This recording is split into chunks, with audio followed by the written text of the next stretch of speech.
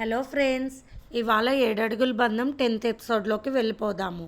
రచించిన వారు మీనా ముక్తేశ్వర్ గారు. తెల్లవారుజామున 4 గంటలకే లేవడం, ధరణిని రెడీ చేసేశారు. శ్రావణి, గీతిక ఇద్దరు కూడా రెడీ అయ్యారు. దుర్గం గారు అయిన దానికి కాందానికి గట్టిగానే మాట్లాడుతున్నారు మనవరాల వైపు చూసి. ఆమె అలా ఎందుకు మాట్లాడుతుందో తెలిసిన శ్రావణి నవ్వుకుంది. ఇక రాజా సందడిగా అటు ఇటు తిరుగుతూ అన్ని పనులు చూసుకుంటున్నాడు. పెళ్లి వాళ్ళు వచ్చారు విడిదింటికి. పానకం ఇచ్చారు బావ మరదళ్ళు. చాలా ముచ్చటగా పేరంటాల మధ్యన అందంగా జరిగింది ఆ కార్యక్రమం. ధరణి వైపు చూస్తూ, దుర్గం గారు ఎందుకు అలా ఉన్నావు? రాత్రి తొందరగా నిద్రపోలేదు కదూ, పెళ్ళికొడుకుని తలుచుకుంటూ చెప్పాను కదా అంటూ ముచ్చటగా కోప్పడ్డారు. ఇంటి ముందు పెళ్లి మండపాన్ని అద్భుతంగా రెడీ చేశారు. మధ్యలో పెళ్లి మండపాన్ని ముచ్చటగా కట్టారు. ఒకవైపు సంగీత కార్యక్రమాన్ని ఏర్పాటు చేశారు. ఉదయం నుండి పాటలు, డాన్సులు కోలాహలంగా మొదలయ్యాయి. మరొక వైపు పెద్దలకి విందు, వినోదాలు, టీవీ అన్నీ ఏర్పాటు చేశారు. అందరికీ పెళ్ళి కనపడేలా ఏర్పాట్లు జరిపించారు. అక్కడ కూడా జనం నిండిపోయారు. అద్భుతమైన పెళ్లి మండపాన్ని చూసిన మగ పెళ్లి వారికి సంతోషం కలిగింది. వసుంధరాదేవి గారు వచ్చి ఒక పక్కన కూర్చున్నారు హుందాగా. అమ్మో, అసలు ఎంత ఉన్న వాళ్ళు వీళ్ళు అని ఆశ్చర్యపోయింది గీతిక. పెళ్లి కూతురికి పెళ్లి కొడుక్కి కాలుగోలు తీసే కార్యక్రమాన్ని ఏర్పాటు చేశారు. త్వరగా ముగించేశారు ఆ కార్యక్రమం. ఇక ధరణి చాలా అందంగా రెడీ చేసింది బ్యూటీషియన్. తర్వాత గౌరీదేవి పూజ చేయించారు ధరణితో పంతులు గారు. వసుంధరాదేవి గారు ఉన్నంతసేపు కూడా అనురాధ, సాధన నవ్వుతూనే ఉంటున్నారు. ఆ విషయాన్ని గమనించింది శ్రావణి. పర్వాలేదు, ఇంటి పెద్ద భయం ఉంటే ఒక రకంగా మంచిదే అనుకుంది. పెళ్లి తతంగం ప్రారంభం అయ్యింది. పెళ్ళికొడుకుతో పూజ చేస్తున్నారు పంతులు గారు. హడావుడిగా అటు ఇటు అన్నీ చూస్తున్నారు దేవిక గారు. శ్రీనివాసరావు గారు, ఆనందరావు గారు వచ్చిన అతిథులు అందరినీ పలకరిస్తూ మంచి చెడ్డ చూసుకుంటున్నారు. రాజా అందరికీ మంచినీళ్ళు ఇస్తున్నాడు. ప్రతి సన్నివేశాన్ని వీడియో తీస్తున్నారు ఫోటోగ్రాఫర్లు. దుర్గం గారు అన్నీ పురమాయిస్తూ హడావుడిగా ఉన్నారు. శ్రీనివాసరావు గారి దంపతుల మధ్యన ధరణి కూర్చుంది. రవివర్మ పక్కన మోహన్ వర్మ కూర్చున్నాడు. కన్యాదాన కార్యక్రమం పంతులు గారు చక్కగా చేయించారు. శ్రావణి ఒక పక్క కృష్ణవర్మ వస్తారేమో అని చూస్తుంది. జీలకర్ర బెల్లం కార్యక్రమం పూర్తవగానే దుర్గం గారి కళ్ళల్లో నీళ్లు వచ్చాయి ఆనందంతో. శ్రీనివాసరావు గారి దంపతులు సంతోషపడిపోయారు. ఆనందరావు గారు శ్రావణి, గీతిక రాజాల దగ్గర ఉండి హుషారుగా సంతోషపడుతున్నారు. పెళ్లి కార్యక్రమం అంగరంగ వైభవంగా జరుగుతూ ఉంది. అతి విలువైన పట్టు చీరలో, పెళ్లి వాళ్ళు తెచ్చిన డైమండ్ నగలలో మెరిసిపోతుంది ధరణి. పెళ్లి కూతురికి వడ్డానం, జడతో సహా పూర్తి నగలు తీసుకువచ్చారు వసుంధరాదేవి గారు. నగలన్నీ చేయించామని శ్రీనివాసరావు గారి దంపతులు చెప్పినా కూడా వసుంధరాదేవి గారు మా ఇంటి కోడలు కదా అంటూ గర్వంగా చెప్పారు. ఆ మాటలు విన్న పెద్దలందరూ మురిసిపోయారు. గిట్టని వాళ్ళు అసూయపడ్డారు. మంగళసూత్రధారణ జరుగుతున్నప్పుడు ఒక రకమైన ఉద్వేగంతో కన్నీళ్ళు వచ్చాయి ధరణికి. రవివర్మ పాదాలను నమస్కరించుకునేటప్పుడు ఆ కన్నీటి చుక్కలు అతని కాళ్ళపై పడ్డాయి. మంగళసూత్రధారణ కాగానే తల్లిదండ్రులకు కళ్ళనీళ్ళు వచ్చేశాయి. నిజమే, ఆడపిల్లను కన్న తల్లిదండ్రులకు ఇంత ఆనందం ఉన్నా మనసులో ఉద్వేగంతో కళ్ళనీళ్ళు రాక తప్పవు. సన్నాయి వాయిద్యం వాళ్ళు ఏడడుగుల సంబంధం, ఏనాడో వేసిన బంధం, నిన్ను నన్ను పెనవేసిన బంధం, ఎన్నో జన్మల అనుబంధం, ఎన్నెన్నో జన్మల సంబంధం అంటూ సన్నాయి రాగం వాయిస్తున్నారు. శ్రావణికి కళ్ళల్లో నీళ్లు తిరిగాయి. ఒకసారి కళ్ళు తుడుచుకుంటూ తలపైకి ఎత్తేసరికి కృష్ణవర్మ గారు ఎదురుగా కూర్చుని ఉన్నారు. సూపర్గా ఉన్నావంటూ కళ్ళతోనే నవ్వి చేతులతో సైగ చేసి చెప్పారు కృష్ణవర్మ. అబ్బో, ఇంకొంచెం ముందడుగు వేస్తున్నాడు అబ్బాయి అని అనుకుని సిగ్గుపడింది శ్రావణి. ఆ పెళ్ళికి గీతికను ప్రేమిస్తున్న అబ్బాయి కూడా వచ్చాడు. కానీ అంత గొప్ప వాళ్ళతో సంబంధం చేసుకుంటున్న అక్కను, వారి వైభవాన్ని చూసిన గీతిక అబ్బాయి వైపు తలెత్తి కూడా చూడలేదు. ఆశ్చర్యంతో గీతిక వైపు చూసి వెళ్ళిపోయాడు అతను. పెళ్లి వేడుకలు ఘనంగా ముగిశాయి. నూతన వధూవరులు కనకదుర్గమ్మ దర్శనానికి బయలుదేరారు. వారితో శ్రావణి, గీతిక, రాజా, ఆనందరావు కూడా వెళ్ళారు. రవివర్మతో సాధన, అనురాధ ఉన్నారు. మిగిలిన వాళ్ళు వారింటి దగ్గర చూడాల్సిన కార్యక్రమాలు చూడటం కోసం వెళ్ళిపోయారు. కొంగుముడితో నడుస్తున్నారు కొత్త జంట. పసుపు బట్టలతో, కాలపారానితో, మెడలో మంగళసూత్రంతో, నొసటన కుంకంతో, కాలిమెట్టలతో సాక్షాత్తు లక్ష్మీదేవిలా భర్తతో అందంగా మురిసిపోతూ నడుస్తుంది ధరణి. అక్క జాగ్రత్తగా నడువు, బావగారి వైపే చూడకు అన్నది ధరణి చెవిలో చిన్నగా అన్నది శ్రావణి నవ్వుతూ. ఒక రకంగా ధరణి వైభోగాన్ని కళ్ళతో చూడలేకపోతుంది గీతిక.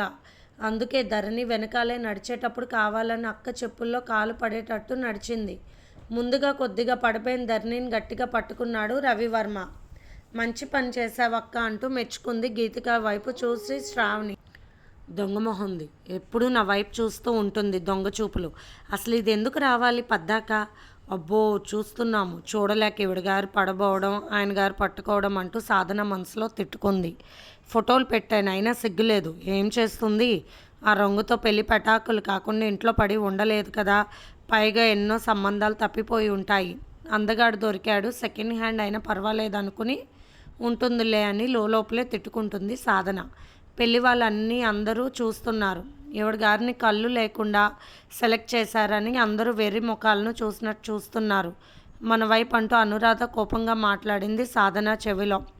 వారిద్దరి ముఖాల్లో కోపాలు గమనించిన గీతిక అక్క, వదిన అంటూ వారితో మాటలు కలిపింది. కృష్ణయ్య, అన్నీ చూస్తున్నావు కదా, ఎప్పుడు ఏది చెయ్యాలో అప్పుడు చేసేయి, అంతేగాని గోపికలతో ఆటల్లో ఉండి ఏ పరీక్షలు పెట్టకని మనసులో అనుకుంది శ్రావణి. ధరణి మనస్సంతా అమ్మవారిపైనే నిలిచింది. కోరిన వారికి కొంగు బంగారు తల్లని నిన్ను ఊరికే అనలేదమ్మా. మీకు మెట్ల పూజ చేశాను, ముక్కుల చెట్టు దగ్గర దీపాలు పెట్టాను, బంగారం లాంటి వారితో నా కొంగుముడి వేశావు, గుడి లాంటి దేవాలయంలో నన్ను దీపంలో వెలిగించావన్న తల్లని తలుచుకుంటూ ఉంది మనసులో. పడిపోయినప్పుడు జాగ్రత్తగా పట్టుకున్న భర్త చేతి స్పర్శకు ఆనందంతో మనసు పరవశించిపోయింది ధరణికి. మీ శారీ చాలా బాగుంది వదిన అంటూ అనురాధ చీరను పొగిడింది గీతిక. అనురాధ ముఖం ట్యూబ్లైట్లా వెలిగిపోయింది. పొగడ్తలకు పడి చచ్చిపోతుంది, పిచ్చిమొకంది అనుకుంది గీతిక. సాధనాన్ని చూస్తే ఏదో మాట్లాడిపోయిన గీతిక మెట్ల పై భాగాన్ని నిలబడి తన వైపు కోపంగా చూస్తున్న తన బాయ్ ఫ్రెండ్ చూసి భయపడింది. శ్రావణి గమనించింది ఆ విషయం. మొదలు పెట్టేశాడు మా కృష్ణయ్య ఆటలని చెంపలు వేసుకుని. అక్క, నీ బాయ్ ఫ్రెండ్లో ఉన్నాడు కదా అన్నది చెవిలో రహస్యంగా. కోపంగా చూసింది గీతిక. మెట్లో దిగి వస్తున్నాడు. సచ్చినోడు, ఎంతమందిలో నన్ను కానీ పలకరిస్తాడా ఏమిటి? నువ్వు చాలా అందంగా ఉన్నావని పొగుడుతూ ఉంటే ఏదో ఒక నవ్వు నవ్వి అతను రాసిన ఉత్తరాలు చదివి ఫోన్ నెంబర్లు ఇచ్చి మాట్లాడుతున్నాను అంతే. నిజానికి అతనిపై నాకు ఏ ప్రేమ లేదనుకుంది మనసులో భయంగా. ఏంటక్క, లేచిపోదామని ఇక్కడికి రమ్మని చెప్పావా ఏమిటన్నది రహస్యంగా శ్రావణి. నోరు ముయ్యి, చంపుతా మాట్లాడావంటే. సరైన అడ్రస్ లేని అటువంటి వెధవతో నేను ఎలా వెళ్ళిపోతానే? నేనేమైనా పిచ్చిదాన్నా అనుకుంది మనసులో. గీతికాని చూసి ఒక రకమైన కోపంతో గ్రూప్గా వెళ్తున్న పెళ్లివారి మధ్యలోకి వచ్చాడు రాకేష్. రవివర్మకు కోపం వచ్చేసింది. కళ్ళు కనిపించడం లేదా? పక్కదారి లేదా? అందరూ ఆడవాళ్ళు ఉన్నారంటూ చాలా కోపంగా అన్నాడు. ఆ మాటల్లోని కోపానికి భయం వేసింది అందరికీ. రాజా, బావ సూపర్ హీరో టైప్ అనుకున్నాడు సంతోషంగా. రాజా రాకేష్ వైపు కోపంగా చూస్తున్నాడు. కింద మెట్ల మీద ఉన్న ఆనందరావు గారు గమనించి, ఎవరు నువ్వు? ఇందాకటి నుంచి మా వైపే చూస్తూ నిలబడ్డావంటూ కోపంగా అడుగుతుంటే ఆనందరావు గారి పర్సనాలిటీ చూసి భయపడిపోయాడు రాకేష్. ముందు పెళ్ళికొడుకు, మధ్యలో ఒక బుడ్డోడు, వెనకాల ఒక పెద్ద ఆయన. ఆడవాళ్ళని చాలా సెక్యూరిటీగా తీసుకువెళ్తున్నారు. చెబితేనే ఇక్కడ కాదు, గీతిక అనిపోయినా ఈ ఊరికే వదలను దీన్ని అనుకున్నాడు మనసులో. కానీ ఆనందరావు గారికి అనుమానం రానే వచ్చింది. అంతా తీక్షణంగా చూస్తున్నాడు మా వైపు అనుకుంటూ వెనక్కి తిరిగాడు ఒకసారి రాకేష్ వైపు. అంతే, గబగబా మెట్లు దిగేశాడు రాకేష్. అమ్మయ్యా అనుకుంది గీతిక. గుడిలోకి వెళ్ళి అమ్మవారి దర్శనం చేసుకున్నారు. ఈ దుర్గమ్మ గుడిలో అల్లరి పెట్టాడు అల్లరి కృష్ణ అని మనసులో నవ్వుకుంటూ ఉంది శ్రావణి. మల్లికార్జున స్వామి వారి దేవాలయంకి వెళ్తుండగా పక్క నుండి సడన్గా వచ్చాడు కృష్ణవర్మ. అమ్మో వచ్చేసారా, లేక నాకు అలా కనిపిస్తున్నారా అని అనుకుంది శ్రావణి. ఆనందరావు గారిని కలిశాడు. బామ్మగారు ఆరోగ్యం ఎలా ఉంది అని అడిగాడు. కానీ చూపులు మాత్రం శ్రావణి వైపే ఉన్నాయి. బామ్మగారి కోసం వచ్చాడు పాపం. ఈ బామ్మ కోసం వచ్చానని చెప్పొచ్చుగా, ఫిదా అయిపోయేదాన్ని. ఈ కృష్ణానది కనకదుర్గమ్మ అమ్మవారి గుడి నాకు బాగా సెంటిమెంట్ అయిపోయిందండి అంకుల్ గారు అన్నాడు కృష్ణవర్మ. అంతటి అంతటి డాక్టర్ గారు తనని అంకుల్ అనేసరికి పొంగిపోయారు ఆనందరావు గారు. మీరు అంత చొరవగా మాట్లాడుతుంటే చాలా సంతోషంగా ఉందండి అన్నారు నవ్వుతూ. అయ్యో, మిమ్మల్ని మామయ్య అని పిలవాలనిపించింది నాకు, ఏమైనా అనుకుంటారేమో అని అంకుల్ గారు అన్నాడు నవ్వుతూ కృష్ణవర్మ ఒక చూపు శ్రావణి వైపు చూస్తూ. అంటావు, ఎందుకనవు? మొదట చూసినప్పుడు హీరో అనుకున్నాను, పెళ్ళిలో నీ చేష్టలు చూస్తే అల్లరివాడివి అనుకున్నాను, కానీ నువ్వు నన్ను ఫాలో అవుతున్నావని ఇప్పుడే అర్థమైంది అనుకుంది శ్రావణి. దర్శనం అయ్యాక కృష్ణవర్మకు రవివర్మకు పరిచయం చేశాడు ఆనందరావు గారు. ఇద్దరూ పలకరించుకున్నారు. మల్లికార్జున స్వామి దగ్గర దర్శనాలు అయిపోయాయి. అందరూ వెనక్కి తిరిగారు. శ్రావణి మాత్రం స్వామివారి దర్శనం కాలేదని అక్కడే నిలబడింది. చిన్నక్కేది అన్నాడు రాజా. ఏమో అల్లరి వేషాలు వేస్తుందన్నది గీతిక కోపంగా. ఏది అన్నది ధరణి కంగారుగా. రాజా వెనక్కి వెళ్ళాడు. మళ్ళీ మల్లికార్జున స్వామి వారి దగ్గరికి అక్కడ లైన్లో నిలబడి ఉంది శ్రావణి. ఆ వెనకే ఉన్నారు కృష్ణవర్మ. అక్క త్వరగా వచ్చేయి అని చెప్పి వెళ్ళిపోయాడు రాజా. అలాగే అంటూ వెనక్కి తిరిగిన శ్రావణి వెనకాలే కృష్ణవర్మ ఉండడంతో ఏమిటి మీరు నన్ను ఫాలో అవుతున్నారు అన్నట్టు చూసింది శ్రావణి. హర్ మహాదేవ, శంభో శంకర్ అన్నాడు పెద్దగా కృష్ణవర్మ. కృష్ణవర్మ అలా అనడంతో అందరూ భక్తిగా శివనామస్మరణ చేశారు గట్టిగా. శివుని దర్శించుకుని బయటకు వచ్చింది శ్రావణి. వెనకాల కృష్ణవర్మ. ఏమిటండి మీరు అన్నది శ్రావణి కోపంగా.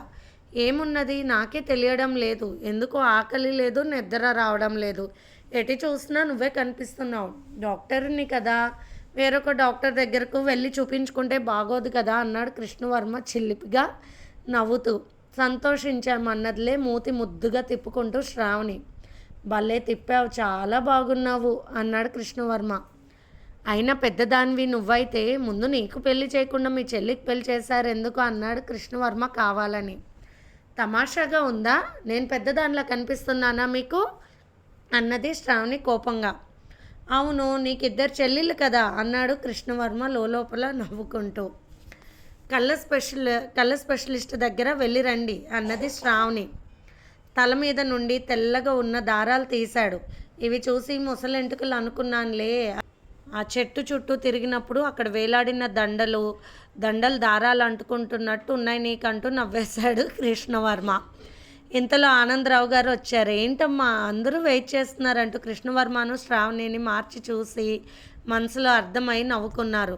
అది కాదు బాబాయ్, ఇక్కడ ఒక పిల్లవాడు తప్పిపోయాడు, వాడిని కంట్రోల్ దగ్గర రూమ్ దగ్గర దింపాను, అప్పుడు శివుడి దర్శనానికి వచ్చాను, అందుకే లేట్ అయింది అన్నది శ్రావణి. మీ అమ్మాయి కోసం కంగారు పడతారు మీరని నేను కూడా ఆమె వెనకాలే వెళ్ళాను అంకుల్ అన్నాడు కృష్ణవర్మ ఏమీ అరగనట్లు. మంచి పని చేశారు, నాకు అర్థమైంది అన్నారు ఆనందరావు గారు చాలా సంతోషంగా. చిన్న మామగారికి ఓకే అయ్యాను, అసలు మామగారిని పట్టుకోవాలి, ఇంకా మధ్యలో ఒక గీత ఉంది కదా, ఆ గీత పక్కకు వెళ్తే మాకు పెళ్లి గీత వస్తుందని గీతికాను అనుకున్నాడు కృష్ణవర్మ. గుడి నుంచి వెళ్ళేసరికి అక్కడ అందరి భోజనాలు పూర్తయ్యాయి. పెళ్లివారికి భోజనాలు పెట్టారు. నిజంగా అన్ని రకాలతో విందు భోజనం చాలా బాగుంది. కృష్ణవర్మను భోజనానికి రమ్మంటే వెళ్ళిపోయాడు. బామ్మగారిని చూడటానికి వస్తూ ఉంటానులేండి అంటూ శ్రావణి వైపు ఒక చూపు చూసి వెళ్ళిపోయాడు కృష్ణవర్మ. బామ్మగారి మీద చాలా శ్రద్ధ ఉన్నట్టుంది మీకు అన్నది నవ్వుతూ శ్రావణి.